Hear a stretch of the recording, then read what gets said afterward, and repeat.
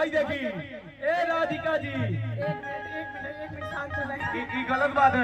लहरिया लूटे ए राजा मुहवा में डाल के चदरिया अब इन 14 ओढ़ावनी दबले रहुआ रोक एक रहनी। मिनट रुकिए ना भैया, साउंड का आवाज कम कर दीजिए, साउंड कम कर दीजिए, ये आगे का साउंड कम कर दीजिए, बहुत लग रहा है दिमाग पे। और लड़का तैयार बना लूटे खातिर तैयार बना कि ना।